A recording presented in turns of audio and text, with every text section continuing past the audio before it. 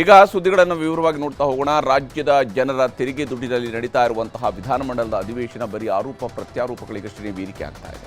ಅದರಲ್ಲೂ ರಾಜ್ಯಪಾಲರ ಭಾಷಣದ ಸುತ್ತಲೂ ಏನು ಕೇವಲ 1 ನಿಮಿಷ ಅಷ್ಟೇ ಭಾಷಣ ಮಾಡಿಕೊಂಡು ಹೋಗಿದ್ರು ರಾಜ್ಯಪಾಲರು. ಅದೇ ವಿಚಾರವನ್ನು ಮುಂದಿಟ್ಕೊಂಡು ಸರ್ಕಾರ ಮತ್ತು ವಿಪಕ್ಷಗಳು ಉಭಯ ಸದನಗಳಲ್ಲೂ ಕೂಡ ಇವತ್ತು ಕೋಲಾಹಲ ಎಬ್ಬಿಸಿವೆ. ರಾಷ್ಟ್ರಗೀತೆಗೆ ರಾಜ್ಯಪಾಲರು ಅವಮಾನ ಮಾಡಿದ್ದಾರೆ ಅಂತ ಸರ್ಕಾರ, ನಿಮ್ಮಿಂದ ಗವರ್ನರ್ಗೆ ಅಗೌರವ ಆಗಿದೆ ಅಂತ ಪ್ರತಿಪಕ್ಷದವರು ಎಬ್ಬಿಸಿದಂತಹ ಗಲಾಟೆಗೆ 2ನೇ ದಿನದ ಅಧಿವೇಶನದಲ್ಲಿ ಯಾವುದೇ ಚರ್ಚೆಗಳು ನಡೆಯದೇನೆ ಕಲಾಪ ಬಲಿಯಾಯಿತು. विधानमंडल के संयुक्त अधिवेशन में आप सभी का हार्दिक स्वागत करता हूं। इष्टार ओदली ಅವರು 3 ಸೆಂಟೆನ್ಸ್ ಓದಲಿ 4 ಸೆಂಟೆನ್ಸ್ ಓದಲಿ ಜೈ ಹಿಂದ್ ಅಂತ ಕೊನೆಯಿಂದ ಹೇಳೋದಂತೂ ಹೇಳಲಿ. ಆದರೆ ರಾಷ್ಟ್ರಗೀತೆಯನ್ನು ಮುಗಿಸೋವರೆಗಾರು ಇರಬೇಕಾಗಿತ್ತಲ್ಲ, ಯಾಕೆ ಹೋದ್ರು?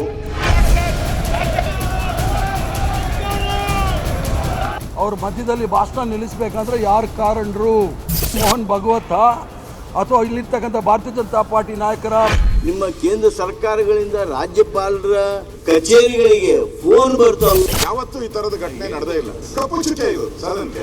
ಜಂಟಿ ಅಧಿವೇಶನಕ್ಕೆ ಬಂದು ಫಸ್ಟ್ ಪೇಜ್ನ 10 ಲೈನ್ ಮತ್ತು ಕಡೆ ಪುಟದ 1 ವಾಕ್ಯ ಭಾಷಣ ಓದಿ ಹೋಗಿರುವ ಗವರ್ನರ್ ಥಾವರ್ ಚಂದ್ ಗೆಹ್ಲೋಟ್ ನಡೆ ಇಂದು ವಿಧಾನಮಂಡಲದಲ್ಲಿ ಅಲ್ಲೋಲ ಕಲ್ಲೋಲ ಸೃಷ್ಟಿಸಿದೆ.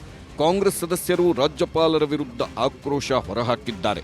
ರಾಜ್ಯಪಾಲರು ರಾಜ್ಯದ ಜನರ ಕ್ಷಮೆ ಕೇಳಬೇಕೆಂದು ಕಾಂಗ್ರೆಸ್ ಸದಸ್ಯರು ಪಟ್ಟು ಹಿಡಿದಿದ್ರು. ಮತ್ತೊಂದು ಕಡೆ ಕಾಂಗ್ರೆಸ್ ಶಾಸಕರಿಂದ ರಾಜ್ಯಪಾಲರಿಗೆ ಅವಮಾನವಾಗಿದೆ ಎಂದು ವಾದ ಮಂಡಿಸಿದ್ರು ಬಿಜೆಪಿ ಸದಸ್ಯರು. 2023ರಲ್ಲಿ ಪೀಠಕ್ಕೆ ಅವಮಾನ ಮಾಡಿದ್ರು ಅಂತ ಬಿಜೆಪಿಯ 18 ಸದಸ್ಯರ ಅಮಾನತು ಮಾಡಿದ್ರೆ, ಈಗ ರಾಜ್ಯಪಾಲರಿಗೆ ಅವಮಾನ ಮಾಡಿದವರ ವಿರುದ್ಧ ಏನು ಕ್ರಮ ಅಂತ ಬಿಜೆಪಿ ಸದಸ್ಯರು ಸ್ಪೀಕರ್ಗೆ ಪ್ರಶ್ನೆ ಮಾಡಿದ್ರು.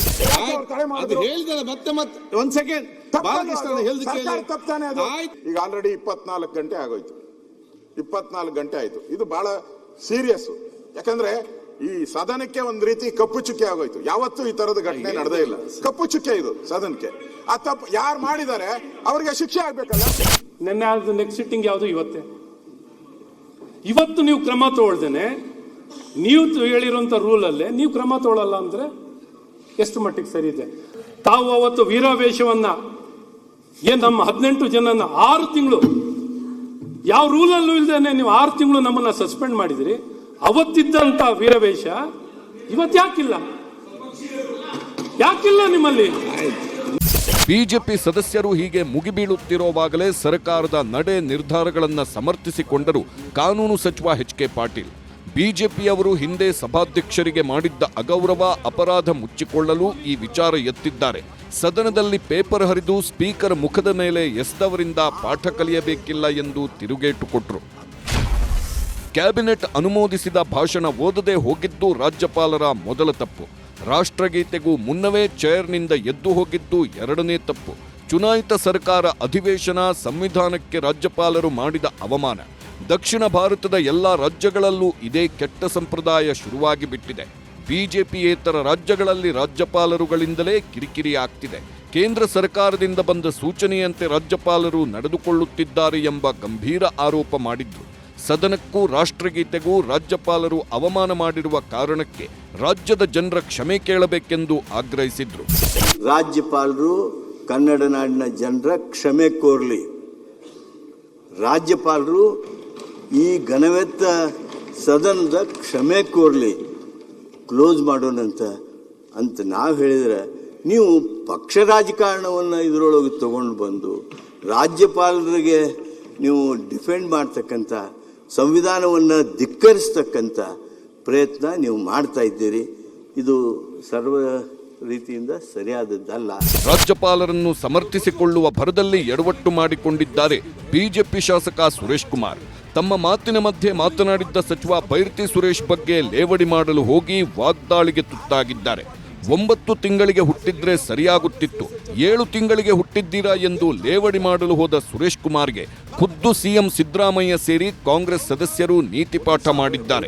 7 ತಿಂಗಳು ಹುಟ್ಟಿದವರೆಲ್ಲ ಹಿಂಗೇನೆ, 9 ತಿಂಗಳು ಹುಟ್ಟಿದ್ರೆ ಸರಿ ಹೋಗುತ್ತೆ. ಸುಮ್ಮನೆ ಯಾರು 7 ತಿಂಗಳು ಹುಟ್ಟಿಲ್ಲ, ಇಲ್ಲ 9 ತಿಂಗಳು ಹುಟ್ಟಿದ್ರೆ ಆಯ್ತು ಬಿಡಿ.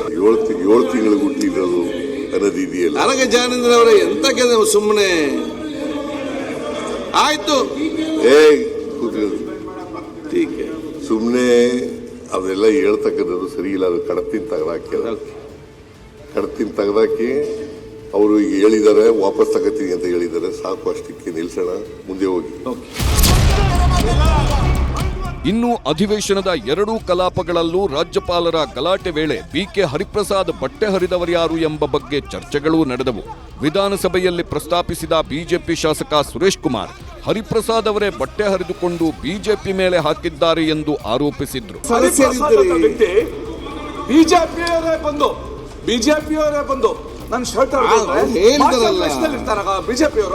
ಆಗ ಮಧ್ಯಪ್ರವೇಶಿಸಿದ ಪ್ರತಿಪಕ್ಷ ನಾಯಕ ಆರ್ ಅಶೋಕ್, ಹರಿಪ್ರಸಾದ್ ಬಟ್ಟೆ ಹರಿದು ಹೋಗಿರೋದೇ ಇಷ್ಟು ಚರ್ಚೆ ಆಗ್ತಿದೆ, ಆದ್ರೆ ಗವರ್ನರ್ ಮೇಲೆ ಹಲ್ಲೆ ಆಗಿದ್ರೆ ಏನ್ ಮಾಡ್ತಿದ್ರಿ ಎಂದು ಸರ್ಕಾರಕ್ಕೆ ಬಿಸಿ ಮುಟ್ಟಿಸಿದ್ರು. ನಾಳೆ ಬೇರೆ ಯಾರಾದ್ರೂ ಗವರ್ನರ್ ಹಿಂಗ್ ಬಂದು ಹೋದಾಗ ಗವರ್ನರ್ ಇವತ್ತೇ ಹಿಂಗೆ ತಳ್ಳಾಡಿದ್ದಾರೆ, ನಾಳೆ ಗವರ್ನರ್ಗೆ ಹಲ್ಲೆ ಮಾಡಿದ್ರೆ ಏನ್ ಮಾಡ್ತೀರಾ? ಹಲ್ಲೆ ಮಾಡಿದ್ರೆ ಏನ್ ಮಾಡ್ತೀರಾ ಹೇಳಿ? ನೀವು ಅವ್ರನ್ನೆಲ್ಲ ಕರ್ಕೊಂಡೋಗಿ ಒಂದ್ ರೀತಿ ಅಬಲೆ ತರ ಮಾಡಾಕ್ಬಿಟ್ರು. ಅವ್ರು ಹೋಗ್ಬೇಕಾದ್ರೆ ನಾವು ನೋಡ್ತಾ ಇದ್ರಲ್ಲ, ಯಾರು ಇರ್ಲಿಲ್ಲ ಅವ್ರ ಜೊತೆ. ವಿಧಾನಸಭೆಯಲ್ಲಿ ಹೀಗೆಲ್ಲ ಚರ್ಚೆ ಮಾಡ್ತಿರೋವಾಗಲೇ ಅತ್ತ ಪರಿಷತ್ನಲ್ಲಿ ಕ್ರಿಯಾಲೋಪ ಮಂಡಿಸಿದ್ರು ಹರಿಪ್ರಸಾದ್. ರಾಜ್ಯಪಾಲರ ಜನವಿರೋಧಿ ನಡೆ, ಗಲಾಟೆ ವೇಳೆ ಬಟ್ಟೆ ಹರಿದಿದ್ದು, ಗೂಂಡಾಗಳಂತೆ ವರ್ತನೆ ಮಾಡಿದ್ದೆಲ್ಲದರ ಬಗ್ಗೆ ಪ್ರಸ್ತಾಪ ಮಾಡಿದ್ರು. ಆಗ ಕಾಂಗ್ರೆಸ್ ಬಿಜೆಪಿ ಸದಸ್ಯರುಗಳ ಮಧ್ಯೆ ಮಾತಿನ ಜಟಾಪಟಿಯೇ ನಡೆಯಿತು.